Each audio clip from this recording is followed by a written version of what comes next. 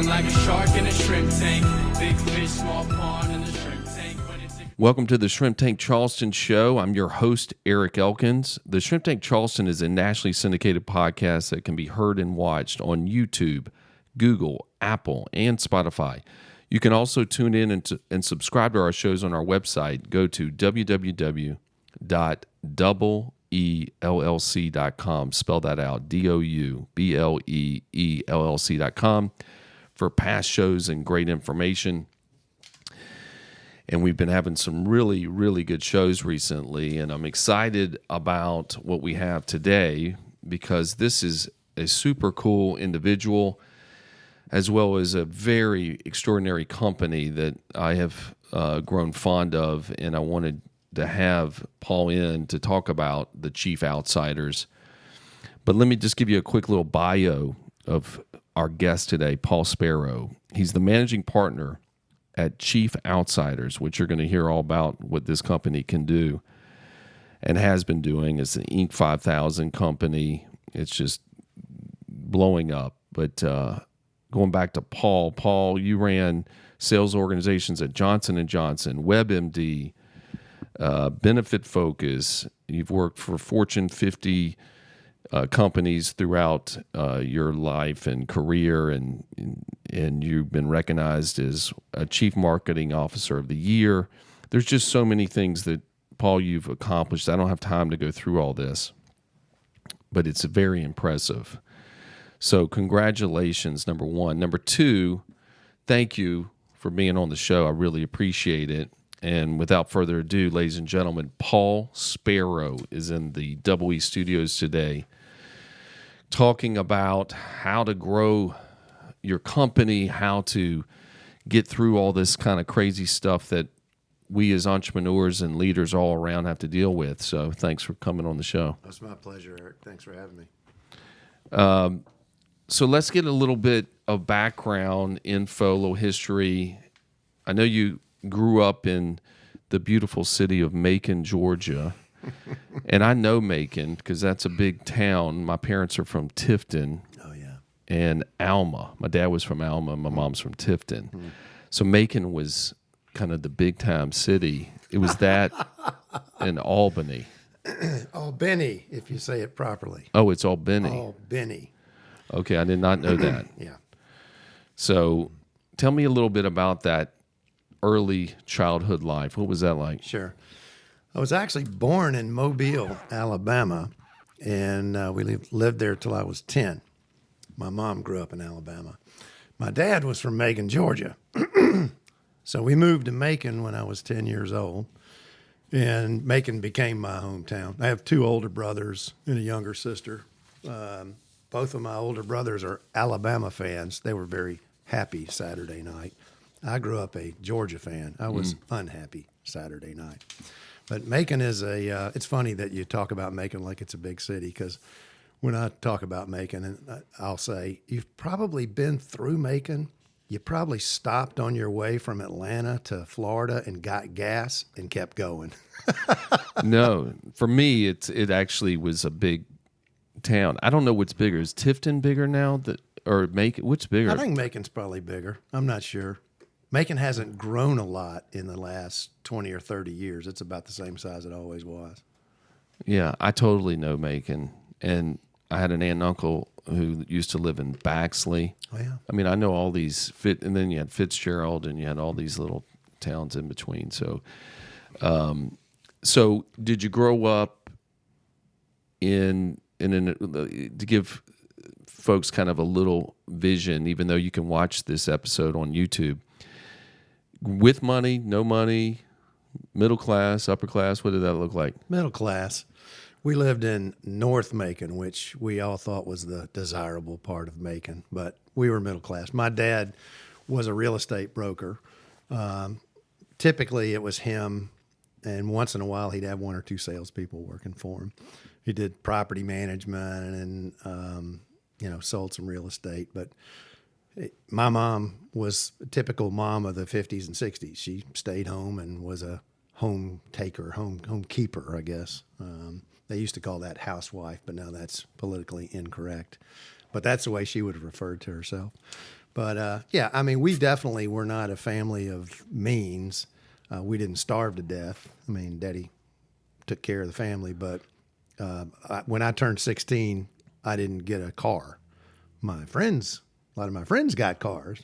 I didn't. You know, I ended up working hard and earning my own money and buying my own car myself. Which probably kind of paved the road for you on kind of that work ethic. For and sure. What it meant. For sure. And so you go on to Mercer, Yeah. which is in Macon. It is. Yeah. Yep. A college out in Macon. Some decent sports I thought Mercer has had. Yeah. Yeah. Mercer's Division One. When I was there were only about 3,300 students. There are about 10,000 now.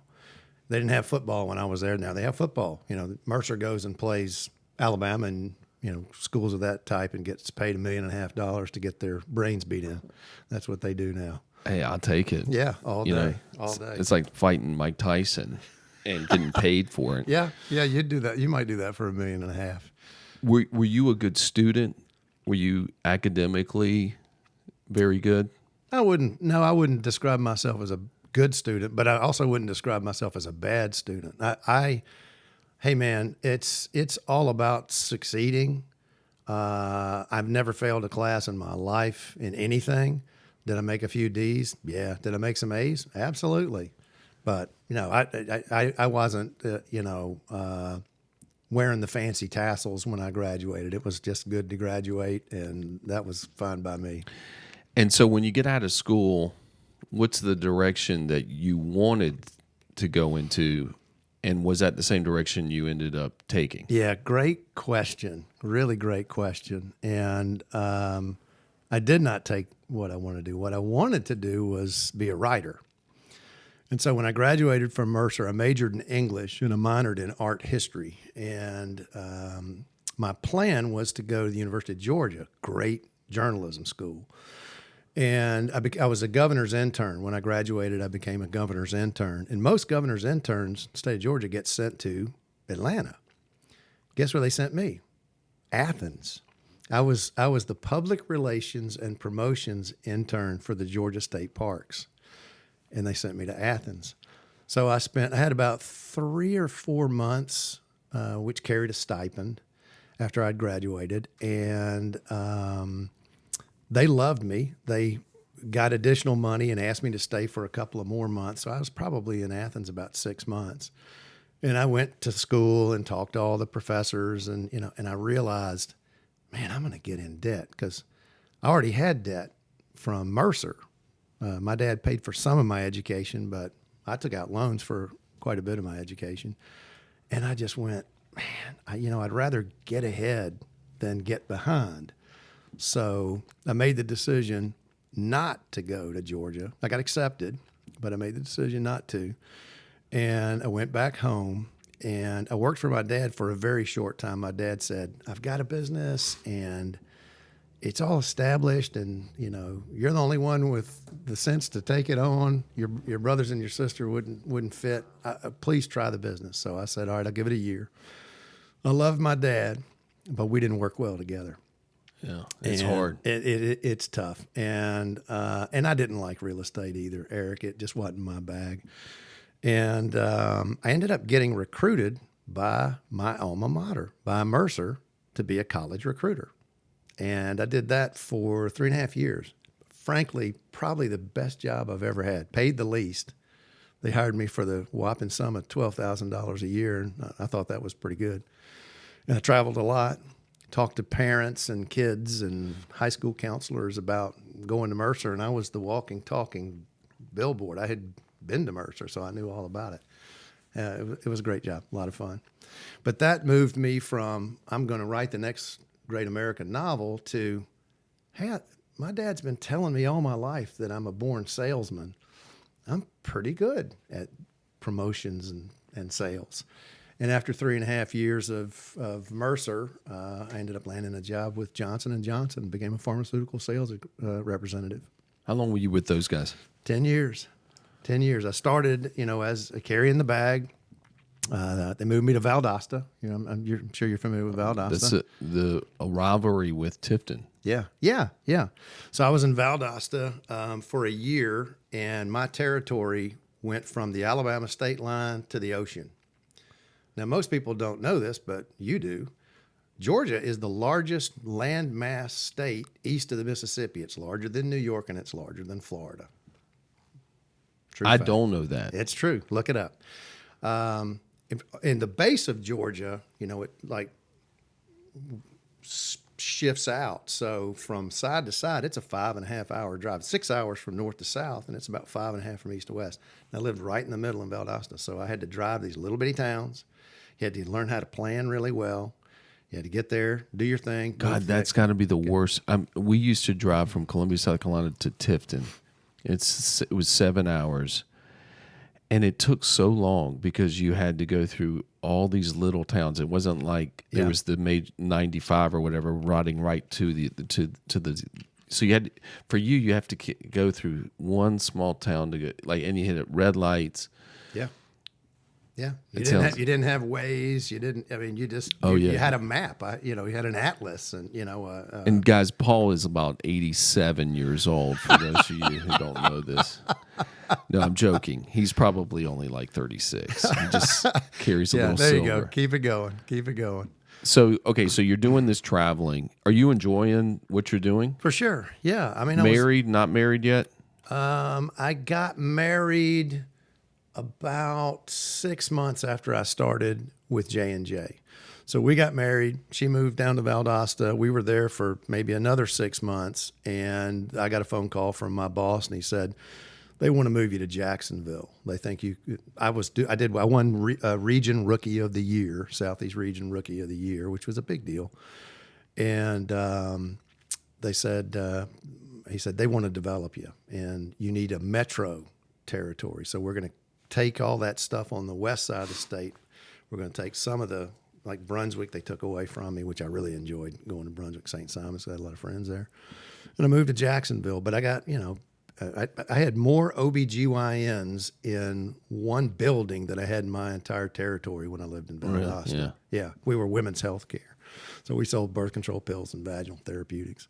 And so I was there for a year. They put me in the developmental program. So the developmental program is where you get trained to train new people, and then you train new people, but you got to keep your market share up and, juggle all the balls.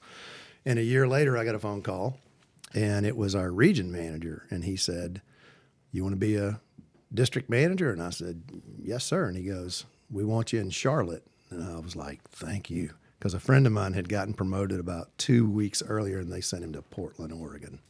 I didn't want to go to Portland, so I went to Charlotte and I was 29 years old, and how much were you making? I'm a manager. How much? So what year roughly, and how much were you making? So I joined J&J in 88, excuse me, and so that would have been 1990. And I was probably making, I don't know, 40 grand, something. I mean, J&J paid you pretty well. Yeah, I mean, but that's a lot of money. Yeah.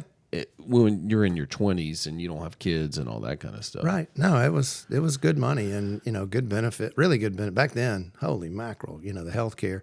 J&J had a program, too, that if you referred someone who got hired, you got stock. And I referred 3 people who got hired, so I got a bunch of stock. And then as you move through the management ranks, you hit a level of performance. There's more stock, and they treated you really nicely. It was a good company. Guys, you're listening to the Shrimp Tank Charleston show. We're sitting here talking to Paul Sparrow, the managing partner of the Chief Outsiders. And again, you can follow our show on Apple Podcasts. Under the search menu, just type in the Shrimp Tank Charleston. So I want to fast forward because we only have so much time to talk, and I want to fast forward and start talking about what the Chief Outsiders does, because it's a very unique, interesting company that brings tremendous value, can help companies, grow a tremendous amount. Give the kind of the quick commercial of the Chief Outsiders, why it was started, what it does. Sure. So Chief Outsiders, excuse me, Chief Outsiders was founded in 2009. Our principals, their vision was to bring together world-class marketers doing the best work of their careers. And that's what they've accomplished. Since 2009, when I joined the company, which was eight and a half years ago, I was number 30. Today we have 130. And over the last 10 years, we've been on the Inc. 5000 every year, 10 straight years. It's been a crazy growth curve. What is it that we do? We provide fractional, which is a fancy word for part-time, outsourced, chief marketing officers. And in 2022, we added chief sales officers. So when you think of the revenue engine, Chief Outsiders is a good resource to talk to. The typical companies that we work with, small, mid-sized businesses, if you do any business in the private equity world, which about 25% of our new clients come from private equity. Private equity refers to it as the lower mid-market. So companies that are about $5 million to $250 million in revenue. And if you think about it, it's a really smart model. I mean, the fractional CFO model was really the very first outsourced executive. And there's a couple of companies that have been in business for probably 30 years, so, but nobody was doing the fractional CMO. We were the very first company to do it, and today we're the largest. So explain to the audience, when we talk about chief marketing officer, that can mean a lot of things. I mean, some people could interpret that as that's a sales guy, which in part ways I would think probably it is. But what is y'all's definition of what a chief marketing officer is? Yeah, we split sales and marketing. And the fact of the matter is you've got to have a really functional marketing engine to drive your sales. A chief marketing officer is responsible for the strategy, the growth strategy of the company, and the execution of that growth strategy, particularly as it relates to how they promote the company. If you think of it this way, it's extremely important to understand the buyer's journey, okay? Because today, with all this information, digital and everything, your buyers are checking you out before they ever meet you. And so if you don't understand what the inflection points are in that buyer's journey, you're not going to influence them very well. A good CMO is going to have all the strategic chops to look at the data. That's the most important thing. Start with information, not just a lot of businesses. The mistake they make is they go, "We think we need to do a podcast. We think we need to do some sort of video stuff. Everybody's doing that. Let's do that. That'll get us attention." Okay, maybe. A good CMO will ask you why. And what data points do you have that proves that doing that is going to have an influence on your audience, on your targets? And I know you're a big fan of the Beaulieu brothers. Beaulieu brothers. And these are, for those of you that they're kind of well-known economists that I know help, and you've shown me on this using the benchmarking and the I'm losing my thought on the metric. Well, it's a metrics where you're really capturing more data.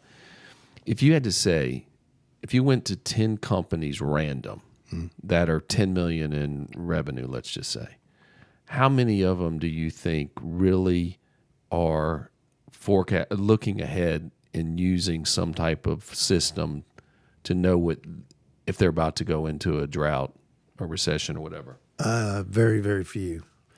Two out of 10, would you think? Maybe not even 1 out of 10. Most don't. I talk to business. Look, as a managing partner with Chief Outsiders, my job is the care and feeding of 34 executives across the South. And other people in the firm too, for that matter. And so I talk to business owners all day, every day. That's a huge part of my job. Most business owners, most CEOs, presidents of companies, if you say, how are you doing? How's your business doing? They have a sense of how they're doing. It's like we were talking at your Vistage meeting, those 4 economic phases. Everybody kind of has a sense of which economic phase they're in. Don't always know for sure, don't always have data to back it up, but I've been running this business for 20 years, so I know where I am. What they don't know is where they're going, what direction they're heading in. And I would say out of 10 businesses, nobody has the forecasting piece in place. There might be the ones that deal with numbers, accounting firms, they probably have some sort of a lagging indicator that tells them what economic phase they're in.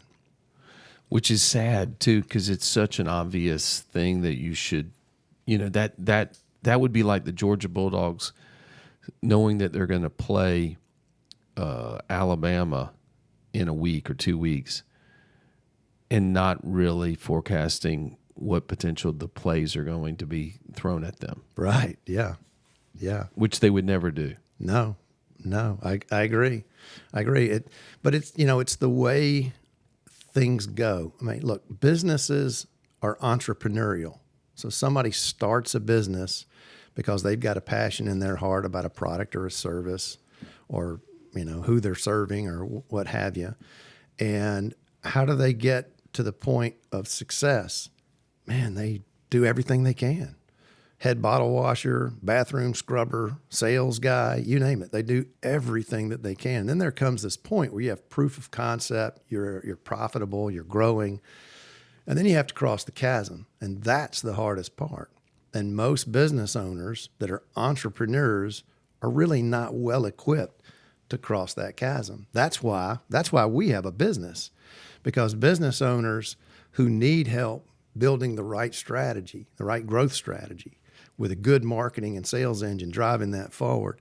More often than not, they've been involved in sales, but they typically will put more boots on the ground to drive sales. Well, let's get 10 more salespeople. Well, there's a point where 10 more salespeople does not get the same return today that it did 10 years ago.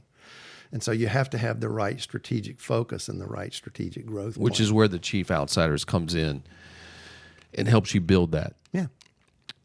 All right, guys, you're enjoying another great episode with Paul Sparrow of the Chief Outsiders, but we're going to take a quick break. We'll be right back. Attention. Do you own a whole life or universal life insurance policy?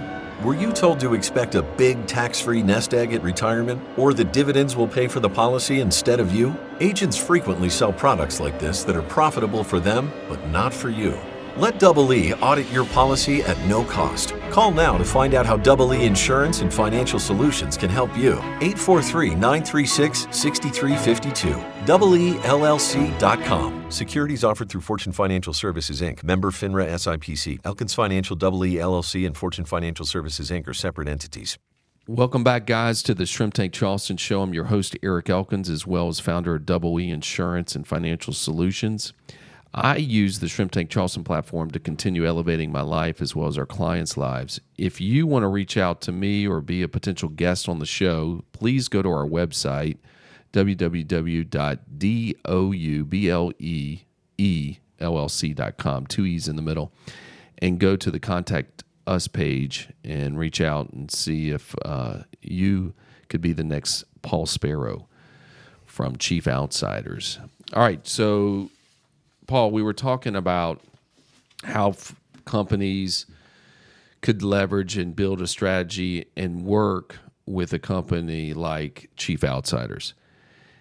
And I feel like a lot of companies, one, don't know that Chief Outsiders, that kind of organization exists. I do think there's more out there about the fractional CFO than this fractional CMO and the CSO. But this, to me, is just so much more instrumental for a company growth. Nothing against CFOs. It's just so powerful what you guys can do. So kind of paint a picture. Maybe give us a little case study of an organization that is doing well, but just not getting off the, not getting to the head, the peak. but they want to, and they think that they have this marketing person. It might be the owner, founder that thinks that they have what it takes, but deep down, to really scale it, they could leverage a company like the Chief Outsider. So if they were to do that, what would you guys give them the picture of what that looks like? What is it when you come in? Give them examples of what you guys would do. Yeah. We approach our client engagements in what we call 3 phases. Now, what I'm going to describe to you sounds like it's linear, and they actually overlap. But for sake of simplicity, let's think of it in a linear fashion. So the first is what we call insights, or the knowledge phase. That's data centric. So the very first thing that we're going to ask for, even before we have a kickoff meeting, is we're going to send a list of data sets that we're looking for. Now, most of our clients are smaller businesses, so their eyes get real big. We don't have all these. It's okay. Whatever you have on this list, send it to your CMO or your CSO, okay? And that's to try and figure out what is the company good at and where are the gaps. And the data never lies. So a business owner who says, well, we don't use data, and so I'm just going to tell you the answers to your data questions. No, if you don't use data, we'll set up the data measurements, the key things that you need to be measuring, so we can determine how good the company is at what they're doing. For example, lifetime client value. What is that? How long is the typical lifespan, of a customer? Where is your business coming from? We sell widgets. We sell green widgets, brown widgets, and red widgets. Okay, who do you sell them to? Are these geographic pockets? Are these different industries, right? And then there are data sets that measure all of that sort of stuff. What do your customers think of you? What do your lost prospects think of you? Do you ever take the time to ask a prospect who said, nope, I'm not going to do business with you guys? You ever try to figure out why? It's so important to do, but I think it's like getting dumped by a girlfriend, and you just don't want to. You don't want the pain. Yeah, you just don't want to feel that rejection, and then you hear so many people just say, "Well, they just don't know what they're doing." And you should find out. Yes, 100%. But the sad thing is, so many of those previous clients wouldn't tell you the truth anyway. Maybe not. But the key is asking. The more data points you have, the better off you're going to be. So, how do we conduct our engagements at Chief Outsiders? We start with insights. And what I just described is all internal to the 4 walls of the business, but then there's external insights. There's market-facing information, and what's the competition doing, and what's the economic health of the marketplace that you're operating in, and a whole host of other things. Most small, mid-sized businesses have a decent handle on their internal metrics and not much on the external. And that's okay because, hey, we're a large B2B consulting firm. We have lots of resources, so we can augment whatever they're missing. Or if we don't have it in our coffers and it's mission critical to understand, we can find it. Well, what I also think is cool about Chief Outsiders is the fact that if I'm in the financial sector or I'm in healthcare sector, you're placing a strategic CSO, CMO that has that experience in the financial industry. You're not putting a CMO that has never worked with a financial advisory firm or a bank, whatever it might be. That's right. That's exactly right. I sometimes get asked, particularly before the pandemic, I got asked this a lot, a little bit less since the pandemic. But so if I was talking to a prospect in Atlanta, how many CMOs and CSOs do you have in Atlanta? And at that time we had 3. Okay. Well, I want my person to be here in Atlanta. Okay. You're a healthcare company. I have 3 really good CMOs in Atlanta. None of them are healthcare CMOs. That's not an appropriate candidate for you. We want to see our CMO regularly. Okay. You might want to see your CMO regularly, but here's what you don't want to do. You want your money to go far. So you don't want to spend for 90 days teaching the uninitiated your business. and your marketplace. It doesn't make sense. You want someone, exactly to your point, Eric, you want someone who comes in with that market-based experience and understands your world and your pain and has actually examples of having worked for, if it's financial services, having worked with a financial services firm, or if it's a healthcare provider, having worked with healthcare providers or hospitals or doctors or whatever the situation may be. I'm always surprised, though, how people end up choosing certain group, depending on, like, if I broke my leg, I don't go to a dermatologist. I'm going to an orthopedist. Right. And but what you see, so a lot of times in business, people will go, oh, you have an insurance license, or I went to this guy because he's my State Farm sales guy, and he said he could sell me my estate planning stuff. No, that's not even their core. Mm-hmm. But people sometimes, I guess it's just easier, but then the results are so much worse. Yeah, well, the world is built on relationships, and I mean, sticking with my Atlanta example, there are a lot of fractional CMOs sprinkled around Atlanta. We call them single shingles. They're just a single guy or gal who's decided that they don't want to work for a company anymore, so they rent themselves out in the same model as us. A lot of those are former Coca-Cola executives, and they're rock stars in the CPG world, but they got no business consulting a financial services organization or a healthcare company. That's not their sweet spot. And while they're probably really smart people, well-trained and know how to figure things out, why would I ask you, if you client, to pay us for, and literally it's going to take at least 90 days to learn that. That's just not a good model. It doesn't meet your needs. What we put in is a CMO that you vet in the discovery process. And, there are three things that you're looking for. One is industry experience. Same is true with CSOs. Industry experience. There are specific elements of your revenue engine that need to be addressed. So, for example, if you're looking for, let's say your digital engine is broken.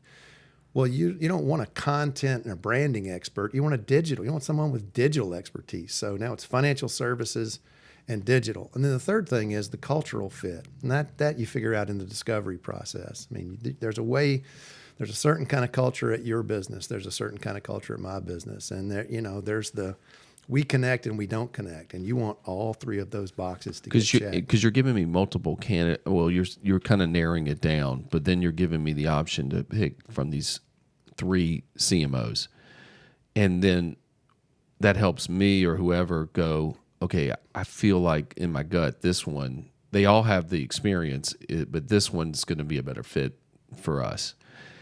All right, let me ask you a question though. One of the things that is execution. You guys come up with this great CMO plan, or this marketing plan, or sales process and plan. We paid you this money to help build this whole thing and to get it. But I would think, how well is the execution when I hired you, and then to sustain it? Great question. Your questions. I only ask your questions are good, questions. Brother. They're good. Let's go back to the three phases that I mentioned earlier about how we conduct an engagement. So we call those the growth gears. We went through the first one. That's insights. That's data. The second is the strategy, building the strategy. And the third is what you just asked. It's execution. Now, I'll tell you this in full disclosure. The first time that a friend of mine, a mentor of mine, said to me over lunch, you should be a consultant. This was about 9 or 10 years ago. I just done a 4-year run with my second startup. I've been at 2 startups. One you've heard of, one you've never heard of. One was WebMD. The other, it ended up getting sold for a nickel, but 4 years of bootstrapping, and the founder didn't want to bring in investors, and it was like, why am I getting paid a nickel for equity that's not worth anything? So I got to figure out what I'm going to do when I grow up. And my mentor said to me, you should be a consultant. And I wash your mouth out. No way. I'd hired many consultants in the course of my career. I can remember at J&J, one of the big three came in and dropped this big deck on my desk with an invoice for about $750K and said, if you do that, you'll be successful. And I looked at the guy and I said, I got a full-time job. What are you doing? And there was no execution. It was, here's what you need to do. Here's the book. Now you go read and it do and go execute The it. difference between Chief Outsiders and that is execution. And that for me, when I met Chief Outsiders, that for me was the tiebreaker. That and we have a really cool culture in our company. We will not do a gig with a client if they want us to just go in, build the strategy, and then leave. That's no bueno. Okay. Why? Because we need to make sure it gets executed. Now, if you have resources that can execute it, we'll sit in the co-pilot seat and just make sure they're flying the plane properly and that they know how to read the dials on the, in the cockpit. Everything's data driven. You start with data, you end with data, you measure the outcomes. And if you don't measure the outcomes, that's where you end up going, I'm spending all this money on marketing and half of it's working. I don't know which half is working, the old joke. Execution is mission critical. So we definitely execute what we put in place, but here's what we don't do. We don't hang around for 5 years sucking the marrow out of your bones because you're a small, mid-sized business. You're going to pay a premium for our services, but it's well worth it because we're going to make sure that you've got the talent, either internal, external, or a combination to fly that plane, to continue driving that engine forward. And we will not finish the engagement until that's done. And we scope that out ahead of time. So it's not like an evergreen type of thing. Typical engagement with us is 6 months. Really? I would have thought it was longer. 6 months. Sometimes there are three ways that you can hire us. More often than not, it is fractional. Occasionally, it's project based. So that digital example I gave you, we just need our digital engine fixed. Okay, we can help you fix the digital engine. We need to make sure we're going to execute. Okay, so there's that piece. And then once in a while, we're hired in an advisory capacity, just coaching and mentoring and oversight, but no real deliverables of any type. But more often than not, it's fractional. But the average, is 6 months. And it's about 25 to 30% of a CMO or a CSO's time. And, some CEOs struggle a little bit with that. They're like, wait, but I've got a VP of sales and I got 100% of his time. Mm-hmm. And he's doing all kinds of things that have nothing to do with driving your sales forward. He's doing 360-degree feedback sessions and HR planning and succession planning and all. We're just flying your revenue plane. We're getting your revenue plane. Yeah. And there's also the issue of just and I find this more in men than women, that we brag that we work 14 hours. And then if we had truly a monitor camera on us, we really worked for like 4. Yeah. Women work 6 to 8 and really executed a ton of stuff over 6 to 8. Yeah. But I'm pro women. Yeah, I'm pro women too. What you get? Some of our very best executives are female.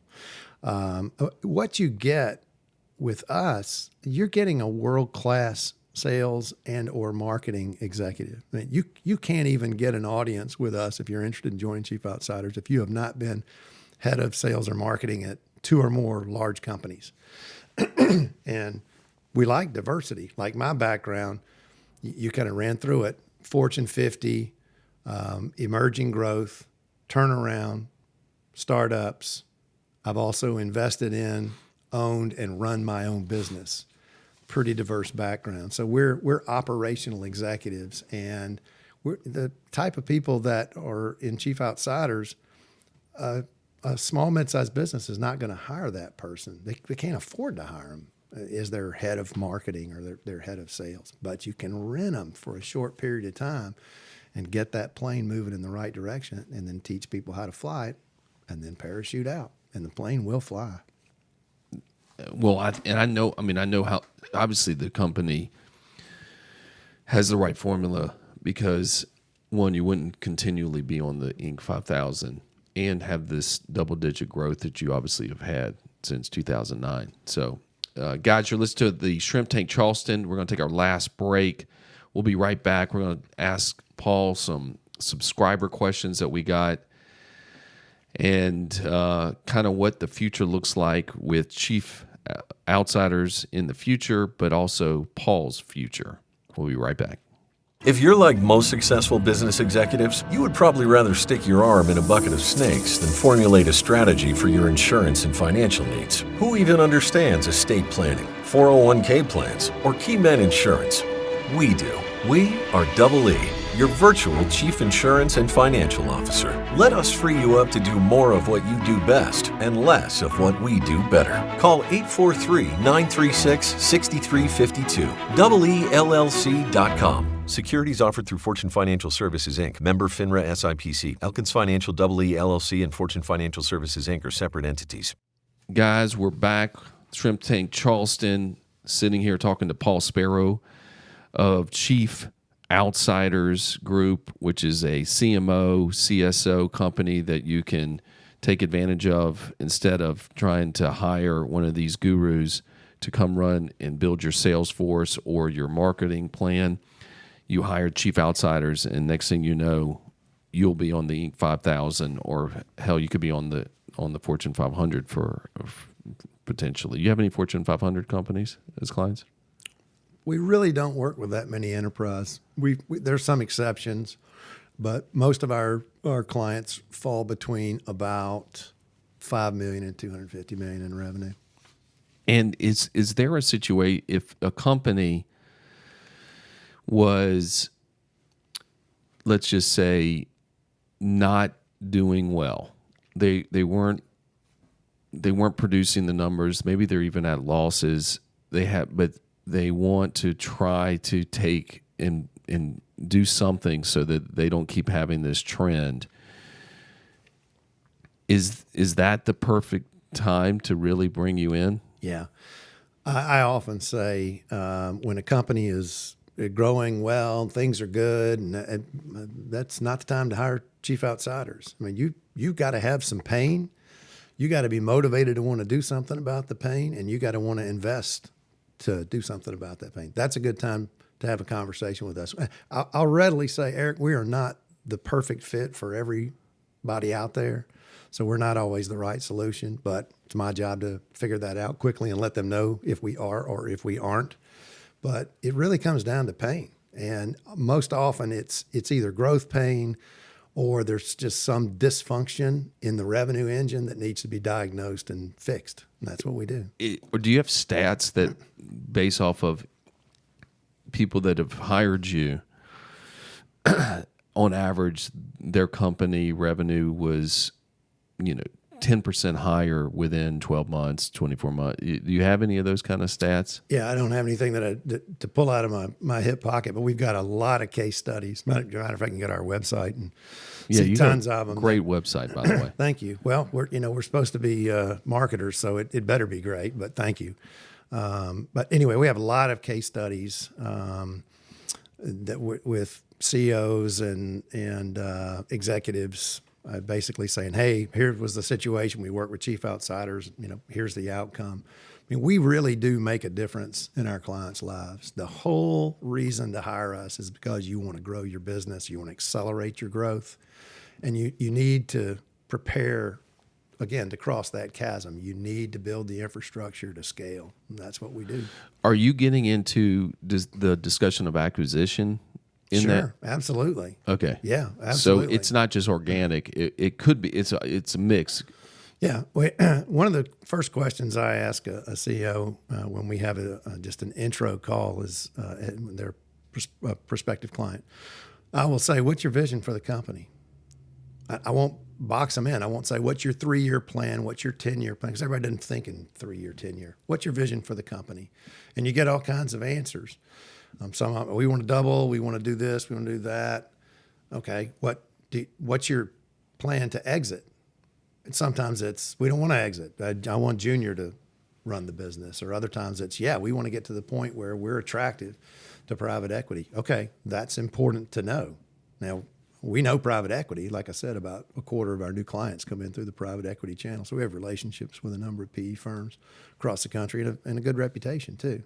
But yeah, being ready to take your business to the next level is super important. You have to have a vision. I often talk to business owners, and look, I'm a big networker. So I was just talking with an M&A broker in Nashville the other day. And we were talking about how so many business owners will reach out to him and say, I'm ready to sell. Help me sell, and get us a private equity firm, get us dressed up, and let's go do the tour. And he takes a look under the covers and goes, there's no way that we can approach private equity right now. We got to do this, we got to do this, we got to do this. Because there are certain things you got to have in place to be attractive to private equity. But if you plan to do those things, you'll get a nice multiple. Again, I mean, a lot of this stuff is just so obvious, but we don't. We dream. It's easy for people to go, yeah, I want the company to be $100 million, and that's what my goal is to have it. But they don't really have. They don't have the map on how they're even going to go there, or they don't want to go there because they're afraid to go there. What do you mean? That means you're going to have to acquire, and that means you're going to have to hire 70 more people. And then they're like, oh, I don't know if I want to do all that, which is where you hopefully say, no, we're going to help you do it. Take a lot of that load off. All right, I got some questions. Then we're going to wrap up from some subscribers. So the first one is kind of near your world where you grew up. Frank in Columbus, Georgia. I have an IT services company with 25 employees. We have averaged about 4% growth per year over the last 4 years. I want to enhance that, but not sure where I should focus. How would your company help me? That's a really good question from Frank. Do you know Frank? No, I don't know Frank, but it's a good question just the same. That's a hard question to answer, and let me tell you why. Because I don't know enough about Frank's business, okay? He's grown 4% year over year for X number of years. Okay, where's the growth come from? What does your growth look like compared to your competition? What does the growth look like compared to the industry? Some businesses, 4% growth is great. Others, oh my goodness, only 4%, right? I need a frame of reference. That's why insights, knowledge, data, that first gear is so incredibly important. But the starting point, if Frank were on the line with us here, I would say, Frank, let's have a sidebar conversation. I got a handful, 45 minutes. I got a handful of questions to ask you about your business, and I can help you figure out just some simple things that you can do strategically to move things forward. To that point, how can Frank get a hold of you? What's the best way to contact or reach out to the Chief Outsiders? You can reach me on email, psparrow@chiefoutsiders.com. P as in Paul, Sparrow, just like the bird, or Captain Jack, if that makes you laugh. psparrow@chiefoutsiders.com. All right, so Frank, just take the leap of faith and say that the Shrimp Tank Charleston sent you. If these folks, if your business becomes a Fortune 500 company because of the podcast on the Shrimp Tank Charleston today, what are you going to offer the Shrimp Tank folks when they call and say, the Shrimp Tank Charleston sent me? Are you giving them any kind of discount, or just the opportunities that you get to talk to Paul Sparrow? There's certainly goodwill going into that, so I'll take it into account. All right, so just mention the Shrimp Tank Charleston sent you, Frank, and whoever else, if you want to reach out. These guys are a very strong company. I've been familiar with them for the last 3 years, and it's an incredible ride they've been on. All right, second question, Chris from Wichita, Kansas. What is the number one reason you think Chief Outsiders has had such tremendous growth? Wow, that's a great question from Chris in Wichita. And I've never been to Wichita, but I did get stuck in Oklahoma City recently because of bad weather in Dallas, but that's a different story. What is the reason why we have had such tremendous growth? We have met a market need. And it's always good to have a company that's novel and different and has a strong value proposition. You're the first one to do it. Your chances of growth are pretty dadgum good. The other piece is because I mentioned our culture earlier. I didn't really spend a lot of time on that. We have been madmen and women about retaining our culture. Our culture is collegial, it's collaborative, it's familial. I'll give you an example. If you said to me, Paul, I need a resource that will help me map out business planning. Just do you have like some templates, business planning templates? I can literally go onto our company Slack channel right now, put the request out, and in 30 minutes I'll have 5 or 10 responses and with attachments. I get to tap in. We call our company the tribe. I get to tap in to the power of the tribe. So the other reason why we've grown is we only hire world-class sales and marketing executives, and we screen for culture. So that our people are our resource. Give me an example when you say you screen for culture. What do you do? What's an example of how you're leveraging that? As I'm interviewing executives that are interested in coming to Chief Outsiders, I'm asking them for examples of how they've been successful in their career. And if it's me, that's typically a yellow flag. Okay. When have you ever accomplished anything driving a business as me? Right? It's a team sort of thing. We're looking for people that work well with others. And that's important, not just in our company, but it's important with our clients. Think of it. It's a clever name, Chief Outsiders. We're outsiders, and our job is to come into that business, which, by the way, has its own unique culture, integrate into that culture well, communicate with that CEO effectively, that executive team, that marketing manager or that sales director that's threatened to death that we've showed up because they think their job's in jeopardy. And it's our job to integrate with them, get to know them quickly, and work with them in a collaborative, collegial way. And that's something that we're extremely good at. So that's kind of our secret sauce. And it always comes back. Its culture is such a powerful point. It's amazing when you have companies that got super successful and had such a toxic culture too. Both extremes to me sometimes are just mind-boggling. But the toxic culture is not. It's not scalable. That company will hit a wall at some point. Now they might be able to recover, but the toxicity, you can't hold on to good people. You just can't. And they don't think it's their fault. They just think it was your fault. Yeah, well, good luck with that. Yeah. Well, we'll look at the data and see how effective they were. Hire the Chief Outsiders. They'll show you. It's you, boss. All right, Gail in Cincinnati, Ohio. I own a 40-employee company that distributes capacitors and semiconductors. I'm concerned about the future economy. How would your company help me navigate through making strategic decisions? And now that's a tailor-made question there, because excuse me, that's a tailor-made question, and you know it because I do a workshop on that very topic. I will say this: you mentioned the Bolios earlier, Eric, and as you know, Chief Outsiders, we're big fans of the Bolios and their company, ITR Economics, and full disclosure, they've been a client of ours as well. They're very good at forecasting the U.S. economy and the global economy, for that matter. 12 months out, they are almost 95% effective in doing that since the early 80s, 94.7%. So we recommend ITR's monthly insights data. They are saying that we're going to exit 2024 in a recession. It's going to be a choppy year. It's not going to be a brutal recession. It's not going to be like 08, 09, that really tough recession that we had, but it's going to be tough just the same.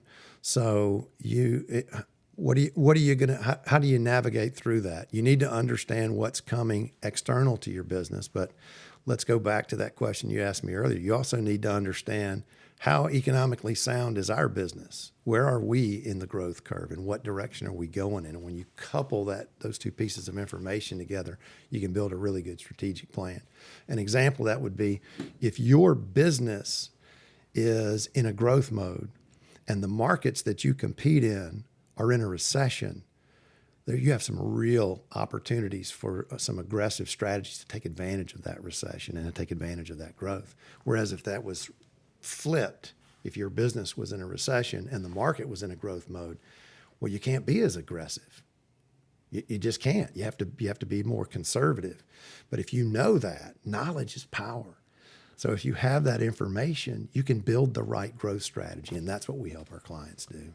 Which again goes back to one, what position is your company in? And what is it potentially going to, where is it looking like it's going?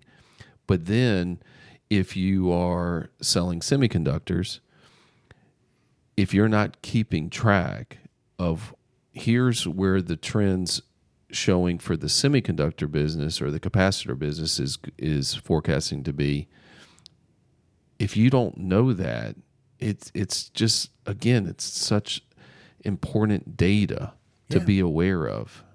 Yeah. There's the other piece too. So if you're a manufacturing company, you source different goods, maybe from different parts of the world. If you need steel to manufacture your product, you need to have a good sense of the price of steel and the direction that market is going in. Because if the market is growing, you might want to buy more steel now than in 6 months, right? Wouldn't that make sense? And if the market is heading down, you might negotiate your contracts differently. That information is super powerful. You know what's hard in my business is, like in the insurance business, it's an intangible thing. So it's not like I have lead times and concerns there, which is a great thing. And I don't have to carry inventory and all that kind of stuff. But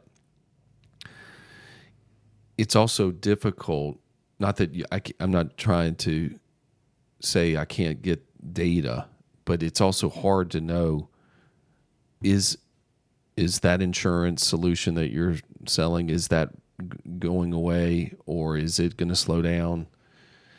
Because again, it all kind of comes back to the consumer environment of what is going on overall for overall consumers. So it's hard. It's hard to run a business at the end of the day. And again, and I'm not even getting paid to promote the Chief Outsiders, just so you guys know. So this is, they did not pay me to come on the show.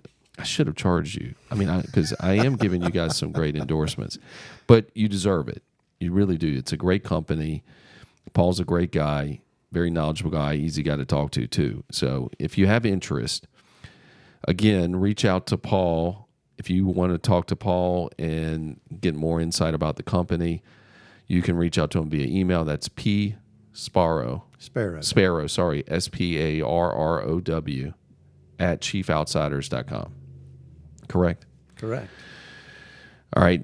And anything else you want to share with us before we shut this thing down? I really enjoyed myself. Thank you for inviting me. It's been a lot of fun. Good. You'll go up on the Hall of Fame over here. Nice. The Wall of Fame, nice. I should say. Nice. The Wall. Guys, great show today. I hope you enjoyed this episode. Please check out our previous episodes on the various podcast channels and follow the show. Be a subscriber. If you are a visual person, then watch the interviews on the YouTube channel, which is the Shrimp Tank Charleston channel. I would love to connect with my listeners, so please follow us on Instagram, Facebook, LinkedIn, I guess X, which formerly known as Twitter. Just search Eric Elkins, ERIC. I don't use a K. K is not cool. C is the way to go. Eric Elkins, or type in EELLC or the Shrimp Tank Charleston. We have all kinds of stuff that you can be following. If you or your company would like to have an enjoyable conversation about retirement, company employee benefits, life and long-term care insurance, it's an exhilarating product, just to name a few, then contact Double E Insurance and Financial Solutions. Website is www.double-ellc.com, or email us at service@EELLC.com, all spelled out, the word double E, two E's in the middle. Lastly, if you think you or you know of someone that is an entrepreneur or leader like a Paul Sparrow, sorry, I don't know why I'm struggling with that, making an impact in this world, that would be a great guest, then please contact our producer, Kristen Killman, at kk@EELLC.com. I'm Eric Elkins, and focus on being a one percenter. Paul, you know what a one percenter is? I guess the very best, cream of the crop. It's someone that does what 99% of people won't do. Chief Outsiders is a one percenter company. All right, guys, thank you so much. Tune in. More episodes coming. I've been feeling like a shark in a shrimp tank. Big fish, small pond in the shrimp tank. Welcome to the Shrimp Tank Charleston Show. I'm your host, Eric Elkins, but in real life, I'm an entrepreneur and founder of Double E Insurance and Financial Solutions. Double E helps individuals and companies navigate through their financial insurance portfolios. Double E provides clients an entertaining and unique experience. The Shrimp Tank Charleston Show allows us the opportunity to interview and learn from the brightest entrepreneurs and leaders around. We dive into their journey and discover what drove them to become so successful. We will make sure we get out of them not only the wins, but also the losses that they have had on their journey. We are a nationally syndicated podcast that can be heard and watched on YouTube, Google, Apple, Facebook, LinkedIn, Instagram, Spotify, and iHeartRadio. You can also tune in and subscribe to our shows on our website, shrimptankpodcast.com/Charleston, or check us out on the Double E website, EELLC.com.